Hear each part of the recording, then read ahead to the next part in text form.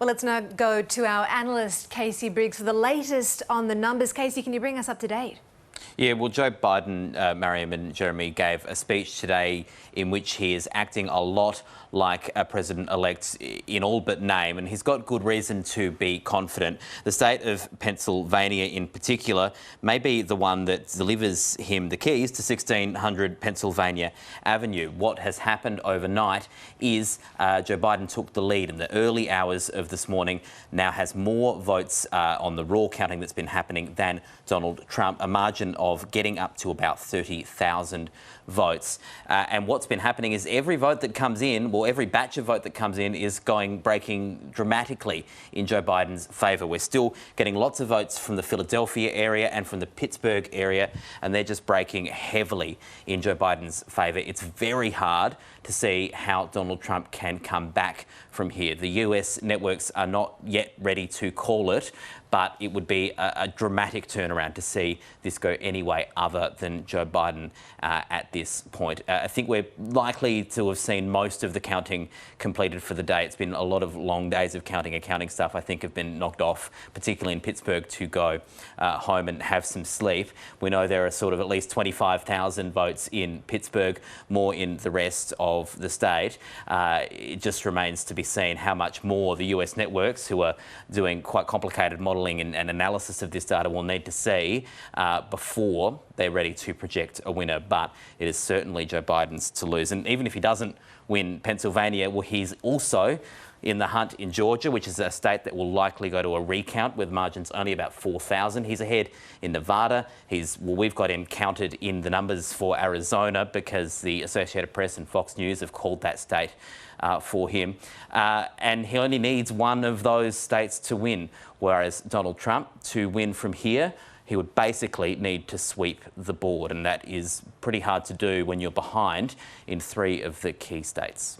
So, Casey, let's talk about what Donald Trump's path to victory potentially is here. How wide or narrow is that path right now? Yeah, Jeremy, it's extremely narrow. So if he loses Pennsylvania, that's it. He's done. There is no way to the White House other than flipping some of the states that have already been called here. You know, he's called for a recount in Wisconsin, a state that Joe Biden appears to have won by about 20,000 votes.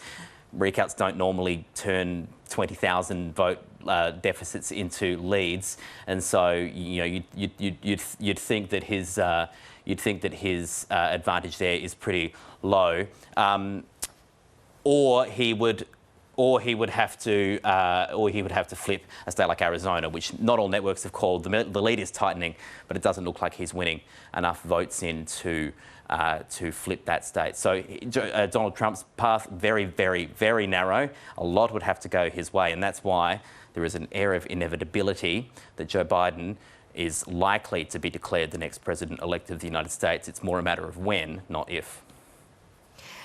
Casey, we've seen a lot of restraint when it comes to the network decision desks making calls on this election. Why has there been such caution at this agonising snail's pace when it comes to making those critical calls in the key states?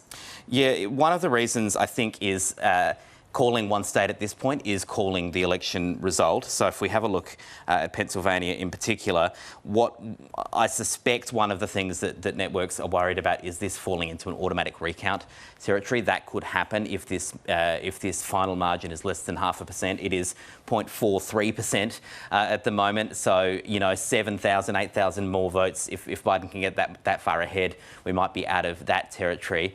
But frankly, we've also seen, we've seen multiple reports now that the President Donald Trump is not really looking like he's likely to concede, even if and when it becomes clear that he's lost. And so you could imagine the networks might want to be absolutely, beyond any shadow of a doubt, sure that that margin can't be overcome, and that might mean waiting until it is quite literally mathematically inevitable for Joe Biden to be elected, to a point where there are just fewer votes that exist to be counted than that gap becomes. That could be one reason. I am speculating the ABC is not running a decision desk. We don't have, we're not doing all of that data analysis. We are relying on the analysis of the US networks.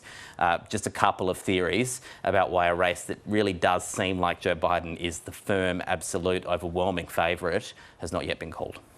Casey Briggs, thank you.